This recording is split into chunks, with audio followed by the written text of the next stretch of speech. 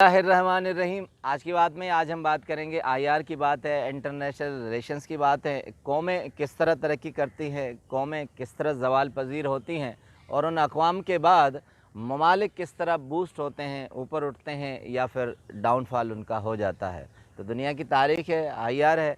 मगर आज के दौर में जब हम देखते हैं तो एक मुल्क ऐसा है जो दुनिया में बहुत प्रोडक्टिविटी तौर पर, इकनॉमिकी तौर पर और मैशत के बाद दुनिया पर अपनी आइडेंटिटी के तौर पर बहुत नामवर रहा है। और उसकी ख़ुसूसियत ये है कि उसके पीछे बहुत बड़ा दुखदायक एक बैकग्राउंड है।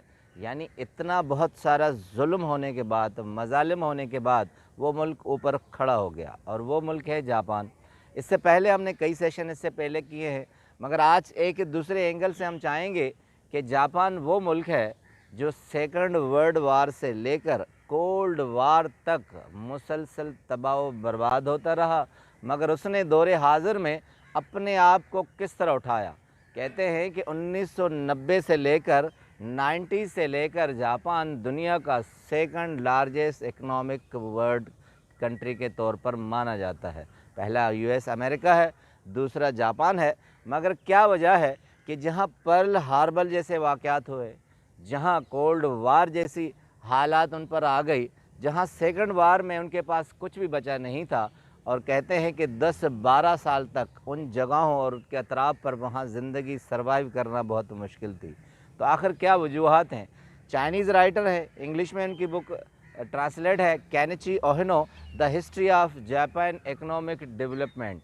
उससे नताइज कुछ निकाले हैं, 5 पॉइंट हैं कि वो क्या वजूहात हैं कि दूसरे ममालिक के कंपैरिजन पर जापान ने अपने ऊपर अपने आप को खड़ा कर दिया और दुनिया में ये साबित कर दिया कि जहाँ जंगें हों, जहाँ बर्बरियत हो, जहाँ लाशें हों, जहाँ तबाही हो, वो मुल्क फिर कैसे खड़ा होता है। कौम का एक मूड होता है, कौम के बाद अक़वाम के बाद ममालिक का एक मूड होता है। तो उसमें कुछ पॉइंटें आपसे चाहूँगा। सबसे पहला केनिची ओहिनो की बुक से ये साबित होता है कि they don't rely on luck. सबसे बड़ा कौमों का अलमिया ये होता है कि वो लक पर डिपेंड करती हैं। वो ये चाहती हैं कि फ़ला मुल्क, फ़ला आदमी, फ़ला रिश्ता हमें ऊपर खड़ा कर देगा। उन पर डिपेंड होकर वो ज़िंदगी गुजारते हैं और ख़ुद काम नहीं करते। और लक पर डिपेंड इस तरह होता है कि जिस तरह हमारी कौमों का अलमिया है कि हम लक पर डिपेंड करते हैं कि ये चीज़ कल मिल जाएगी, इस पर हम इन्सार करते हैं और हम मेहनत पर इन्सार नहीं करते। जापानीज़ कौम का अलमिया ये है, या उनकी क्रेडिबिलिटी ये है कि वो ख़ुद अपने आप पर डिपेंड करते हैं, इनफरादी तौर से लेकर इज्तिमाई तौर पर। एक एक शख्स खुद अपने अंदर जज्बा लेकर काम करता है, वो किसी के ऊपर रिलाई नहीं करता, किसी के ऊपर डिपेंड नहीं करता। उसके बाद दूसरी चीज़ जो जापान के कौम में आई है, वो ओहिनो लिखते हैं कि डिसिप्लिन। जापान अपने सारे दुनिया के ममालिक में ऐसा डिसिप्लिन कंट्री है कि वो डिसिप्लिन के अलावा इनफरादी तौर पर भी वो काम करता है और अपने डिसिप्लिन को अपने हाथ से जाने नहीं देता। तीसरी चीज़ वो बहुत नुमाया करती है उन्हें, they work, they love their work. वो अपने काम से बहुत मोहब्बत करते हैं। सिर्फ मोहब्बत नहीं होती, वो जुनूनियत होती है। वो इस हद तक काम करते हैं कि किसी इदारे से अगर मुंसलिक होते हैं तो उस इदारे में ये नहीं कहते कि आई वर्क इन होंडा, वो ये कहते हैं कि आई एम होंडा मैन।